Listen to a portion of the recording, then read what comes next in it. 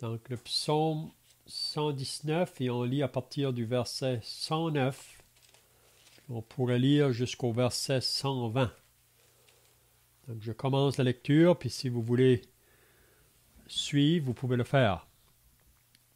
Psaume 119, 109, on lit « Ma vie est continuellement exposée, et je n'oublie point ta loi. Des méchants me tendent des pièges, et je ne m'égare pas loin de tes ordonnances. Tes préceptes sont pour toujours mon héritage, car ils sont la joie de mon cœur. J'incline mon cœur à pratiquer tes statuts, toujours jusqu'à la fin. On t'entend pas assez fort, Joyce, fallait que tu lirais plus fort. Tu es mon asile et mon bouclier. J'espère en ta promesse. Éloignez-vous de moi, méchants, afin que j'observe les commandements de mon Dieu.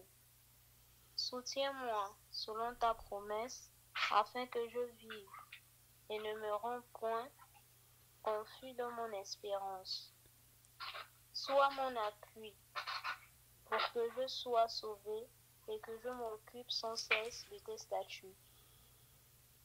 Tu méprises tous ceux qui s'écartent de tes statuts, car leur tromperie est sans effet. Tu enlèves comme de l'écume tous les méchants de la terre. C'est pourquoi j'aime tes préceptes. Ma chair frissonne de l'effroi que tu m'inspires, et je crains tes jugements. Amen. Donc, on va arrêter là pour la lecture. Donc, si vous étiez là la semaine passée, on avait regardé à partir du verset 105, puis on avait dit que celui qui a écrit ce psaume 119 met beaucoup d'importance à la parole de Dieu. Donc, il nous dit que la parole de Dieu a vraiment la réponse à tous nos besoins. Il n'y a pas une circonstance dans laquelle on peut être exposé que la parole de Dieu n'a pas la réponse pour nous.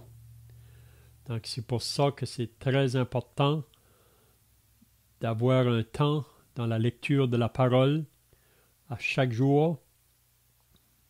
Vous vous rappelez que Jésus a dit que l'homme ne vivra pas de pain seulement, mais de toute parole qui sort de la bouche de Dieu.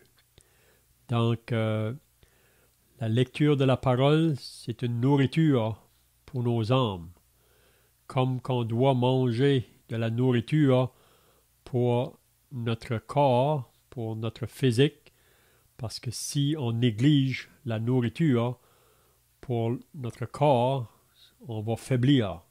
Même on peut engendrer des maladies vraiment si on néglige de manger bien la nourriture pour le corps. Mais la nourriture spirituelle est aussi importante. On sait que parfois, quand je parle à des personnes pour les encourager à la lecture de la parole, parfois ils vont nous dire on est trop occupé, ou on vit dans un monde qui est très vite, c'est difficile pour avoir un temps pour lire. Mais je leur dis qu'à chaque jour, il faut prendre le temps pour se nourrir physiquement, mais il faut aussi prendre un temps pour la lecture de la parole. Donc on voit que celui qui a écrit le psaume 119 met beaucoup d'importance. Qu'est-ce qu'on avait vu la semaine passée? Il pouvait nous dire que ta parole est une lampe à mes pieds et une lumière sur mon sentier.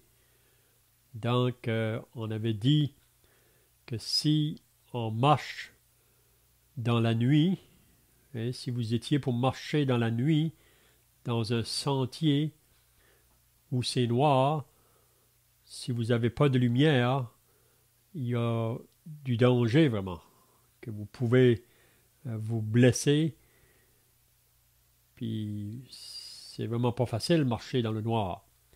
Mais si vous avez une lampe avec vous, là, cette lampe-là va éclairer ce qui est sur votre chemin. Puis si vous voyez la lampe vous fait voir un danger, donc vous allez vous détourner, vous allez changer de sentier, si on peut dire. Donc, elle est une lumière sur notre sentier. Jésus a dit, « Je suis la lumière du monde. Celui qui me suit ne marchera pas dans les ténèbres. » Donc, le psalmiste ici, donc, il met beaucoup d'importance à la lecture de la parole, mais aussi, qu'est-ce qu'on a vu dans les semaines passées, là, dans le même psaume, c'est que si on veut lire la parole de Dieu, chercher à la comprendre, ensuite pour l'obéir, on va rencontrer de l'opposition. On voit ça tout au long du psaume 119. Celui qui veut obéir la parole, vouloir obéir la loi de Dieu, les commandements de Dieu, on rencontre l'opposition de la part de ceux qui sont toujours dans le royaume des ténèbres. Vous savez que le monde est divisé en deux. Il y a ceux qui sont dans le royaume de la lumière, puis ceux qui sont dans le royaume de la lumière, c'est qu'il y a eu un jour dans leur vie qu'ils ont cru en Jésus, qu'ils l'ont reçu comme Sauveur et Seigneur. Ils ont premièrement venu à la repentance, ils ont réalisé qu'ils étaient perdus à Dieu, qu'ils marchaient sur un chemin de perdition, mais ils ont compris en lisant la parole de Dieu que Jésus à la croix a payé le plein prix.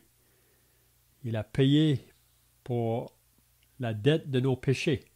Puis tous ceux qui vont mettre leur confiance en lui, qui vont croire en lui pour le recevoir comme Sauveur et Seigneur, à partir de ce moment-là, commence une nouvelle vie.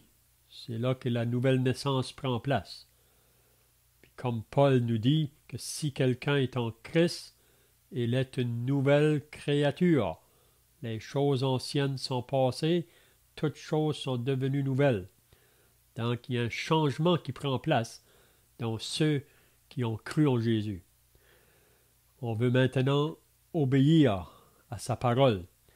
Mais pour ceux qui n'ont pas encore cru en Jésus, qui sont toujours dans le royaume des ténèbres, parfois ils vont s'opposer à ceux qui vivent pour Jésus. Et donc, on va voir ça même ce soir-là.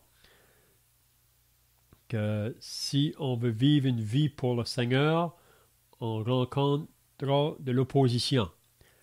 Puis parfois, on a de l'opposition dans notre propre lien familial, dans la famille. Ça peut être des parents contre leurs enfants. Ou ça peut être les enfants contre les parents. Et dans une famille, Jésus a dit qu'il va y avoir une division. Et parce que ceux qui ont cru, puis il y a ceux qui n'ont pas cru. Donc à cause de ça, ça fait même une division. Parfois même, on peut avoir de nos familles là, des grandes persécutions même. Aussi, vous allez rencontrer de l'opposition si vous êtes au travail avec les personnes avec qui vous travaillez, parce que vous ne voulez pas suivre le même chemin que eux, ils peuvent vous persécuter. Si vous êtes à l'école avec les étudiants, la même chose. Hein? Donc, on commence maintenant au verset 109 du psaume 119. Le psalmiste dit « Ma vie est continuellement exposée et je n'oublie point ta loi. Donc, qu'est-ce qu'il veut dire ici? Que sa vie est continuellement en danger. Puis la raison pourquoi, c'est parce que il obéit la parole de Dieu. Puis comme j'ai dit tout à l'heure, parce qu'il obéit, il y a des adversaires, des personnes qui s'opposent à lui. Mais il dit, ma vie est continuellement exposée et je n'oublie point ta loi. Donc, lui, il veut persévérer dans la loi de l'Éternel. Il ne se laisse pas troubler par ceux qui s'opposent. Il ne se laisse pas arrêter, si on peut dire. Il continue. Puis probablement, vous vous rappelez des personnages dans la Bible qui ont connu cette opposition-là parce qu'ils voulaient vivre selon Dieu. Hein? On prend l'exemple de David.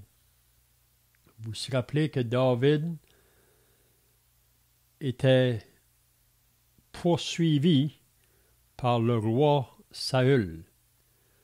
Pourtant, David faisait toujours du bien au roi Saül. Mais Saül n'aimait pas David. Puis la raison qu'il ne l'aimait pas, c'est parce qu'il était jaloux de David. Parce que David avait eu des victoires. Puis Saül n'aimait pas ça. Puis à plusieurs reprises, là, si vous lisez dans le livre de Samuel, Saül cherchait à faire mourir David. Même il y a un jour, quand que Saül poursuivait David, un jour, Saül est entré dans une caverne. Mais il ne savait pas que dans le fond de la caverne, David était là. Puis si vous vous rappelez là, pendant qu'il dormait dans la caverne, Saül, David est venu vers lui. Puis les soldats qui étaient avec David, ils voulaient que David tue Saül. Parce que Saül était l'ennemi de David.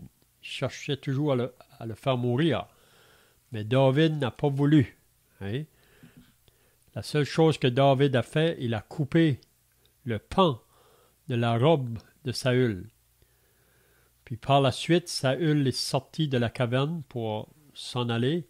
Puis là, David lui a crié pour lui dire qu'il aurait pu le tuer. Mais il a dit, je ne mettrai pas la main sur loin de l'Éternel. Je ne ferai pas de mal à loin de l'Éternel. Puis si qu'il va avoir une vengeance, c'est Dieu qui va l'accomplir. Mais David dit, moi, je ne le ferai pas.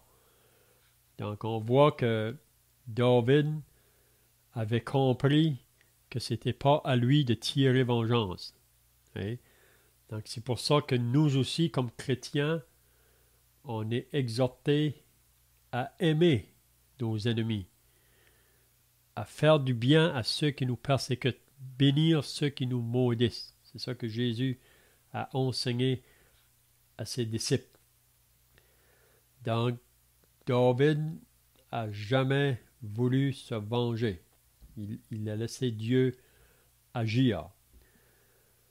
Même le verset 110 du psaume 119, il dit « Des méchants me tendent des pièges, et je ne m'égare pas loin de tes ordonnances. » Donc, c'est encore la même pensée. Il y a des méchants, donc le méchant, c'est ceux qui ne connaissent pas Dieu, c'est ceux qui n'ont pas cru en Dieu. Donc, ils veulent faire du mal ou tendre des pièges à ceux qui veulent vivre pour Dieu. Si vous vous rappelez de Jérémie, le prophète, peut-être qu'on pourrait le lire, là, Jérémie le prophète. On va lire dans Jérémie au chapitre 38.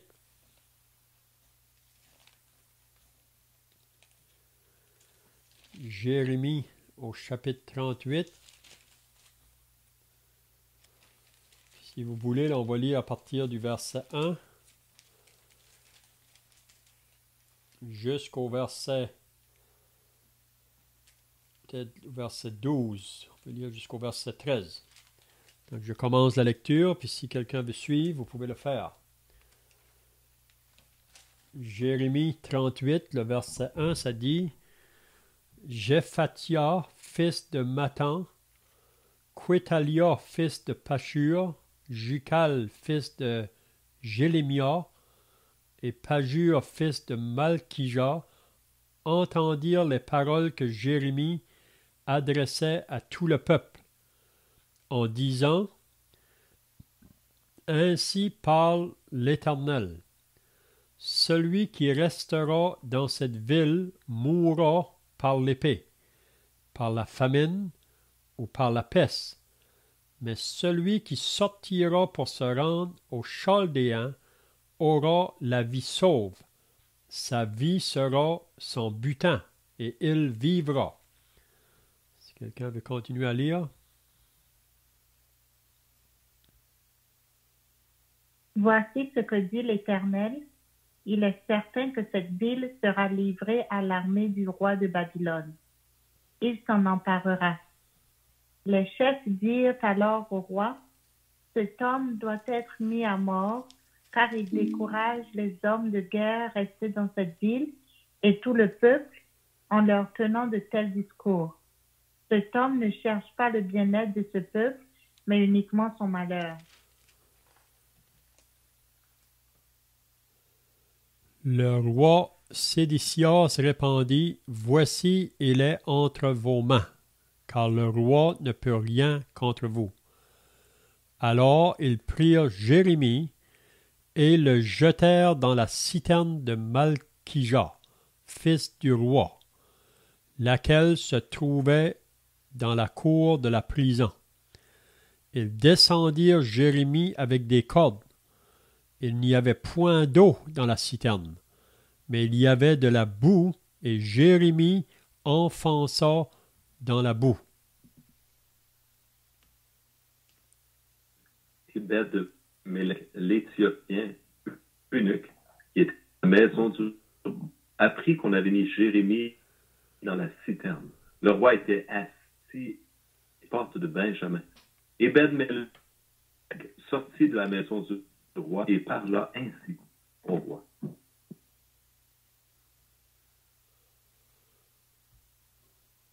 Ô roi, mon Seigneur, ces hommes ont mal agi en traitant de la sorte Jérémie, le prophète, en le jetant dans la citerne. Il mourra de faim là où il est, car il n'y a plus de pain dans la ville.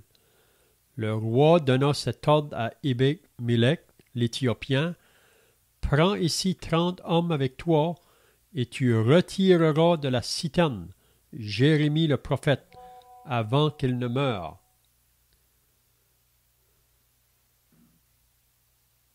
Ebed-Mélech prit avec lui les hommes et se rendit à la maison du roi dans un lieu au-dessous du trésor.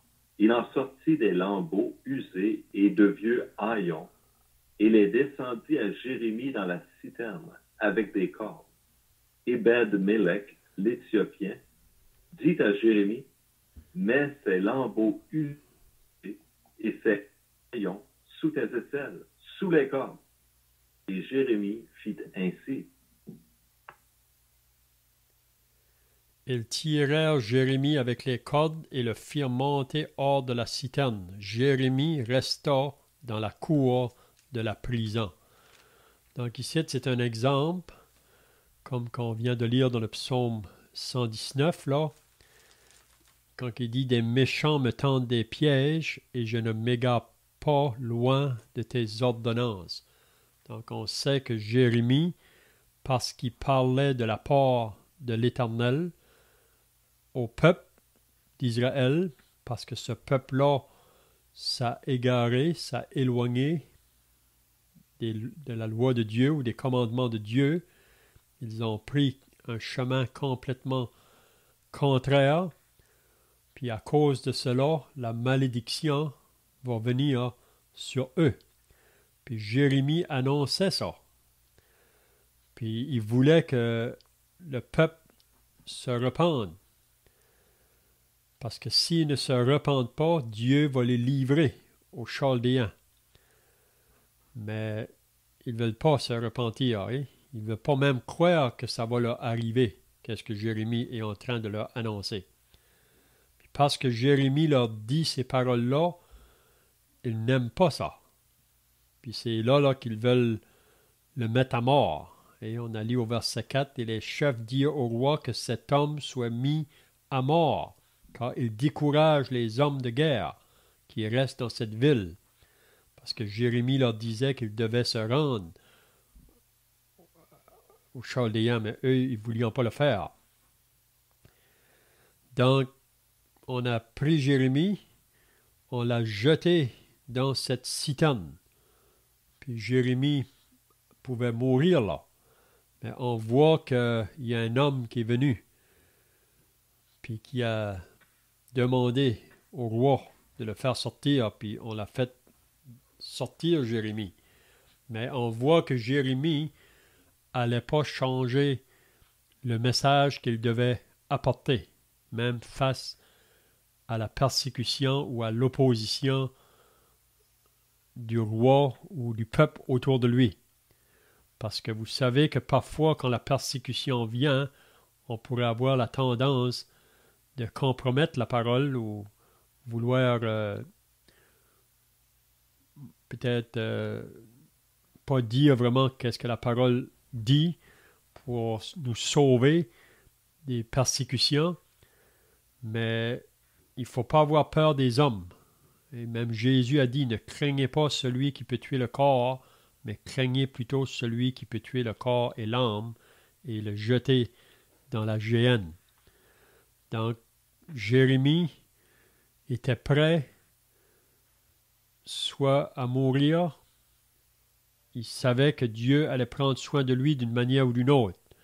Et il y a des chrétiens, par la foi, ils ont été délivrés dans certaines circonstances, mais il y a d'autres qui ont été prêts à aller jusqu'à la mort. Donc, on voit ici que Jérémie a été protégé ici par la main de Dieu. Donc, je ne sais pas si vous avez d'autres pensées là, à ajouter avec ce qu'on vient de voir là.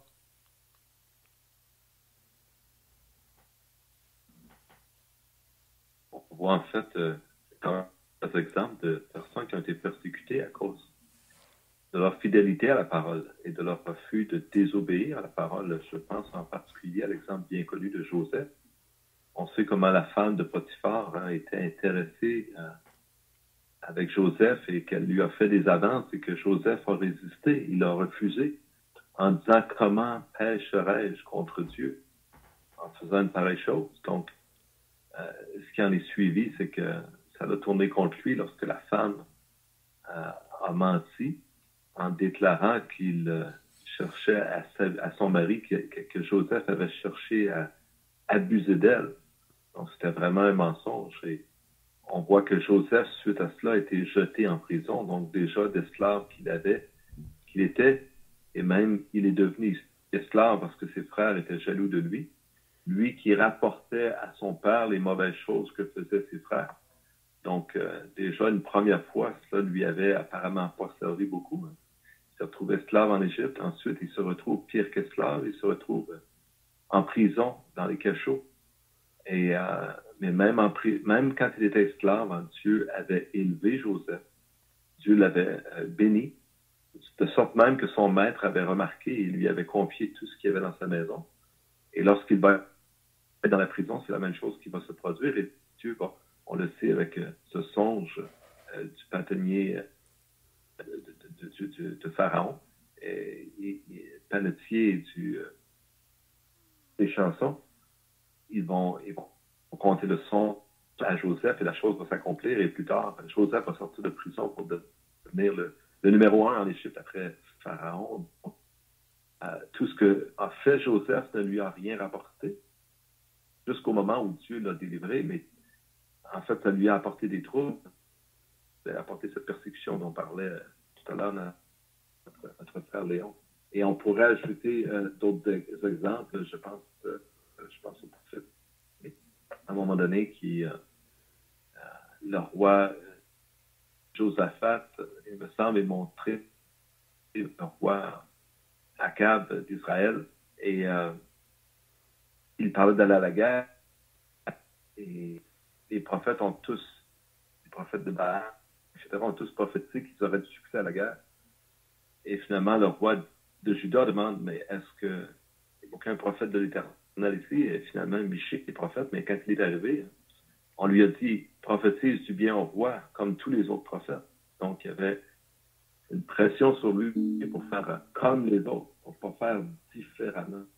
Et s'il y en a un qui a fait différemment, c'est notre Sauveur, le Seigneur Jésus. D'ailleurs, quand je lis ces versets 79, ma vie est continuellement exposée. Et je n'oublie point. Des méchants me tendent de piège et je ne m'égare point. Pas loin de ta loi, de tes ordonnances. Donc, s'il y en a un qui obéit à la parole, et parfaitement le seul d'ailleurs, c'est le Seigneur Jésus. Il ne s'éloignait pas. Et on lit comment tendait des pièges. On peut parler de cette femme adultère. Et on a vraiment entendu, comment dire, on méprisait la vie de cette femme et on n'avait aucun cas, on ne faisait aucun d'elle. On ne se souciait de son bien-être. Et on a voulu se servir d'elle comme d'un objet afin de piéger le Seigneur Jésus. Le Seigneur Jésus qui a refusé d'entrer dans leur jeu et qui a, au contraire de ce qu'ils ont pu penser, qui a protégé cette femme. Et on connaît l'histoire, mais le Seigneur Jésus, voyez-vous, on lui tendait des pièges, on cherchait à se saisir de lui, on cherchait à le mettre à mort. Et je trouvais que ces versets s'appliquaient très bien, même à notre Sauveur, et particulièrement même à notre Sauveur, le Seigneur Jésus, qui a été persécuté à cause de son obéissance et de son attachement à la parole de Dieu. C'est vraiment ce qu'on lit ici, si on veut, dans le psaume 119. Donc, le verset 9 et le verset 10, dans ce sens-là, pour moi, ils se ressemblent beaucoup. C'est vraiment, dans mon esprit, la même pensée là, qui est comme répétée ou amenée de nouveau avec plus d'emphase encore. Vous savez, la première fois, le verset 119, il nous dit « Ma vie est continuellement exposée », mais on ne sait pas trop quoi, on ne sait pas trop pourquoi. Mais le psaume, le verset suivant, le verset 110, il nous dit « Pourquoi et qui surtout des méchants me tendent des pièges. » Donc, ça nous définit qui sont ces gens qui sont. Léon le disait tout à l'heure, ça peut être dans notre propre famille, notre femme, notre enfant, notre père, notre mère, un proche. Et la Bible les appelle en des méchants, nous tendent des pièges. Donc, ça parle beaucoup et ça nous donne une image de ce que Dieu lui-même voit, si on peut dire, ou comment Dieu lui-même voit les choses.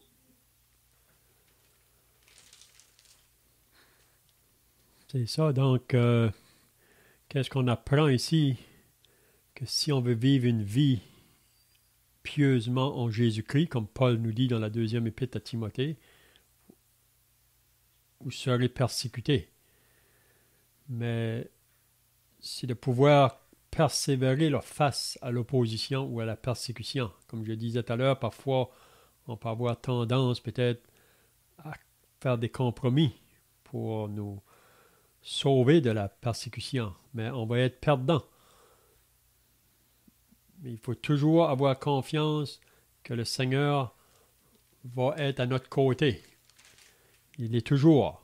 Donc, souvent, je dis, même quand on fait du travail dans l'Évangile, là, qu'il n'y a personne qui peut me faire du mal, à moins que Dieu permette que la personne me frappe. Puis si la personne va me frapper, il y aura toujours une bénédiction à avoir souffrir pour le nom de Christ. Je pensais aussi à l'apôtre Paul. L'apôtre Paul, si vous lisez dans 2 Corinthiens au chapitre 1, il nous dit qu'à chaque jour, quand il faisait le travail dans l'évangélisation, là, dans des villes, dans les villages, Il était toujours exposé au danger. C'est un peu la même chose qu'on lit dans le psaume 119, là. Il dit dans 2 Corinthiens 1, « Nous ne voulons pas, en effet, vous laisser ignorer, frères, au sujet de la tribulation qui nous est survenue en Asie, que nous avons été excessivement accablés, au-delà de nos forces, de telle sorte que nous désespérions même de conserver la vie, et nous regardions comme certain notre arrêt de mort, afin de ne pas placer notre confiance en nous-mêmes, mais de la placer en Dieu qui ressuscite les morts. C'est lui qui nous a délivrés. Donc Paul peut dire que c'est Dieu qui l'a délivré et qui nous délivrera d'une telle mort, lui de qui nous espérons qu'il nous délivrera encore. Vous-même aussi nous assistons de vos prières, afin que la grâce obtenue pour nous par plusieurs soit pour plusieurs une occasion de rendre grâce à notre sujet. Même Paul, en parlant aux chrétiens de Corinthe, là, les chrétiens ont prié pour lui.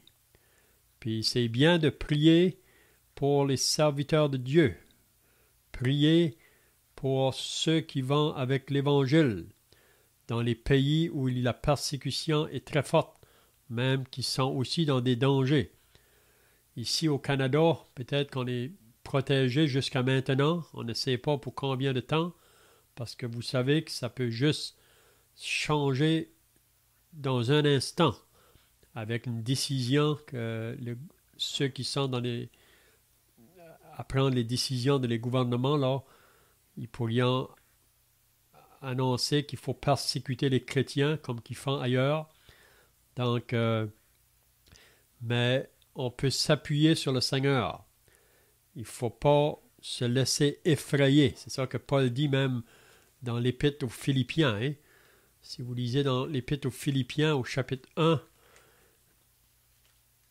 il dit, en parlant aux chrétiens, là, au verset 27, il dit « Seulement conduisez-vous d'une manière digne de l'évangile de Christ, afin que soit que je vienne vous voir, soit que je reste absent, j'entends dire de vous que vous demeurez ferme dans un même esprit, combattant d'une même âme pour la foi de l'Évangile, sans vous laisser aucunement effrayer par les adversaires, ce qui est pour eux une preuve de perdition, mais pour vous de salut. Et cela de la part de Dieu, car il vous a été fait la grâce par rapport à Christ, non seulement de croire en lui, mais encore de souffrir pour lui. Donc c'est ça qu'on a appelé comme chrétien. Dieu nous fait une grâce de croire en lui, mais il nous fera aussi la grâce de souffrir pour lui, en soutenant le même combat que vous m'avez vu soutenir et que vous apprenez maintenant que je soutiens. Donc Paul exhortait ces chrétiens-là. C'est par rapport là aux adversaires, à ceux qui veulent mettre des embûches ou des obstacles dans l'annonce de l'Évangile. Donc, il ne faut pas se laisser effrayer. Donc, je pense que c'est ça la pensée là, qu'on a dans le psaume 119, là, des versets qu'on vient de lire. Mais on voit ici que le psalmiste ne se laisse pas détourner. Et je ne m'égare pas loin de tes ordonnances. Donc, on peut aller au verset 111 maintenant. Tes préceptes sont pour toujours mon héritage. Donc, encore la même pensée. Et il fait de son héritage la parole de Dieu, vraiment, ou les enseignements de Dieu. Pour lui, qu'est-ce qui importe? C'est obéir la parole, c'est marcher dans les voies de Dieu sans faire de compromis. Hein? Tes préceptes sont pour toujours mon héritage, car ils sont la joie de mon cœur. Donc, il fait de la parole de Dieu sa joie. Hein? C'est un peu comme le psaume 1er. Heureux l'homme qui ne marche pas selon le conseil des méchants, qui ne s'arrête pas sur la voie des pécheurs, et qui ne s'assit pas en compagnie des moqueurs, mais qui trouve son plaisir dans la loi de l'Éternel et qui la médite jour et nuit. Donc, qu'est-ce qui fait sa joie? Qu'est-ce qui est son bonheur? C'est obéir la parole de Dieu. Même s'il va rencontrer l'opposition, qu'il va rencontrer des moqueurs, il ne va pas se laisser détourner. Donc, comme notre frère a dit tout à l'heure, Jésus est l'exemple suprême à cela. Mais on est appelé aussi à être les imitateurs du Christ. Donc, je ne sais pas si vous avez d'autres pensées là. En fait, le verset qui suit, j'incline mon cœur à pratiquer tes statuts. Toujours jusqu'à la fin. Donc, les statuts, la parole de Dieu, c'est sa joie dans son cœur. C'est son héritage pour toujours. Donc, il ne recherche pas autre chose, dans le fond. Mais parfois, il semble, son cœur est incliné à autre chose. Donc, on peut se laisser détourner. On peut ralentir dans notre marche, dans notre étude de la parole, pour connaître Dieu, finalement. Hein. C'est pourquoi la parole est si délicieuse. Elle nous aide à comprendre la pensée de Dieu, à connaître même la pensée de Dieu, parce que là, tu ne connais pas la pensée de Dieu. Même Pierre s'est fait dire par Jésus, en arrière de moi, Satan, tu mets en scandale les pensées. Sont les pensées des hommes et non de Dieu. Donc, notre cœur peut avoir des pensées qui sont différentes de celles de Dieu. La parole nous ramène dans le giron, si on peut dire, de Dieu, dans sa pensée, dans les pensées de son cœur. Ça nous révèle, imaginez-vous, le cœur de Dieu, les pensées, même du Tout-Puissant. Et le psalmiste, ce qu'il dit finalement, c'est qu'il incline son cœur à pratiquer les statuts. Donc, il s'y applique, même si ça demande un effort, une discipline. Il incline, c'est donc une action volontaire de sa part. Ce n'est pas quelque chose qui arrive naturellement. Oups, j'ai lu la parole, je ne m'en suis pas rendu compte. Non, non, non. C'est quelque chose qu'il prépare, qu'il médite, il met de côté, comme le disait tout à l'heure notre frère Léon. Pour manger, on met du temps de côté, on prévoit un temps. Et si on est pris pour ne pas pouvoir être à table pour manger, on s'en va, on a une obligation, on va s'apporter un lunch, on va s'apporter un repas, on va prendre soin de penser d'avance à ce qu'on fera pour manger, comment on va y arriver, qu'est-ce qu'on va manger. Donc, on y applique un soin. Notre cœur est incliné naturellement vers ces choses, normalement, parce que la faim nous guette. Hein. On est en proie à ces choses. Malheureusement, la faim spirituelle, on ne la ressent pas de la même façon, toujours. Pas comme la faim naturelle. Donc, il faut vraiment incliner, je pense, vers les choses de Dieu, mettre en réserve des temps pour Dieu, pour sa parole, pour faire sa volonté et pour marcher dans ses voies. Mm-hmm. Donc, c'est l'importance vraiment de maintenir notre communion avec Dieu de jour en jour, parce que on a toujours cette nature charnelle en nous qui s'oppose à ça. Et de vouloir lire la parole, si vous voulez le faire à chaque jour, vous allez avoir l'opposition de votre propre nature charnelle qui s'oppose à ça. Hein? Même si on veut avoir un temps dans la prière, notre nature charnelle s'oppose à ça. Donc, c'est pour ça qu'il y a un effort de notre part, comme qu'on avait vu dernièrement là, dans la deuxième épître de Pierre. Pierre disait, à cause de cela même, faites tous vos efforts pour joindre à votre foi. Puis là, il mentionne 6 choses. Donc, il y a un effort à faire pour maintenir là, notre communion avec Dieu, pour maintenir nos pensées dans les pensées de Dieu.